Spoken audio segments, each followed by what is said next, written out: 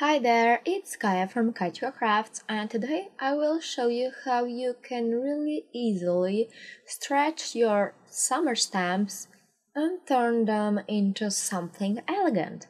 I decided to use this beautiful silver paste from Nuvo, and if you don't know, Honeybee also carries all the Nuvo products, so you may want to check it out while you're shopping for Honeybee supplies. And I will be using this beautiful heart stencil. So this paste dries really quickly, so you will want to work fast. So I will now just take it out of the jar and put it directly over my stencil. I have a piece of white paper there. I used another piece of paper because I don't want my actual card base to warp, but if you don't mind a bit of warping, you can put it directly on your card base. You must know that this is a bit moist, so you will get a bit of warping, but if you are working on a separate piece of paper like I'm doing here, you won't have the problems when you apply it or glue it to the card base. So as I said, this dries really quickly, so I will rush to clean this up. Next, I will stamp out my sentiment, and I know that I want to use this mermaid image, and I will just die cut this rectangle from a piece of white cardstock first.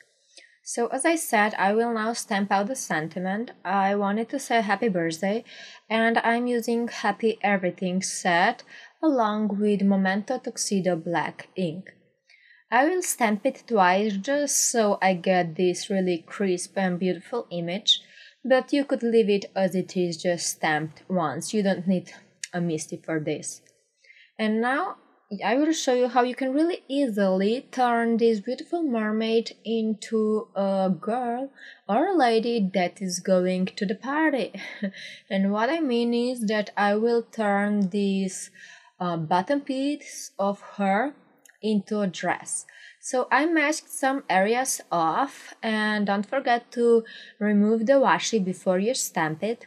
And as you can see, now she doesn't have a belly button and she also don't have the tail end. Next, I will use my black marker to draw in some details. I want this to look like a dress, so I will just draw in some lines, and when we color this, you will actually believe that this is meant to be a dress. Now it looks a bit weird because you know that this used to be a mermaid, but once it's colored it will look great. So I will just draw in some details, and as you can see, this already looks better, so not as taily as it used to. And once it's finished, you will totally buy the dress thing. And I even did some extension of her dress, so it's a bit longer. I will also draw in some circles, and this will look like she has a necklace. I will color her dress in red, so I will use this really dark red first, and you may think that this is too dark, but after I finish blending, you will see that this difference in color, so this really dark red, gives it that nice effect of actual dimension. So I will now use this middle shade, and then I will just finish the coloring of the dress up with this light red. And this actually looks like dress now, right? And the only thing left that we have to color is her skin and her hair. I will use some different colors of Copic and Spectrum Noir markers. I prefer Copics, but I don't have the whole collection yet, so I'm just combining both. You don't have to only use one company of the markers. If they are all alcohol based, you can use and combine them both. And now to the coloring of the hair.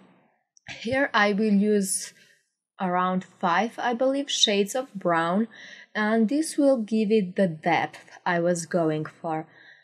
As you can see, I started out with the darkest, and then I will go towards the lightest. I put down the darkest where I believe the shadows would be in real life, and then I just blended everything out with other colors. And now this looks really great.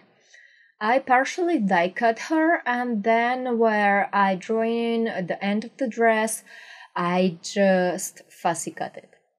And now I will glue this here, and now she looks like she is in a dress and she is inviting us to the party. At least I see it this way.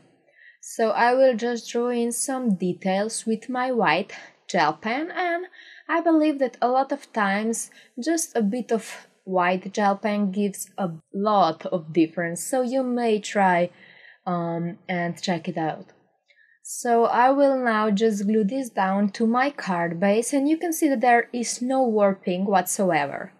And the last thing, of course, is gluing this to the card base, and this quick birthday card where we change a mermaid to a girl is finished. Thank you so much for watching. Hope that you will join me again next time. See you. Bye bye.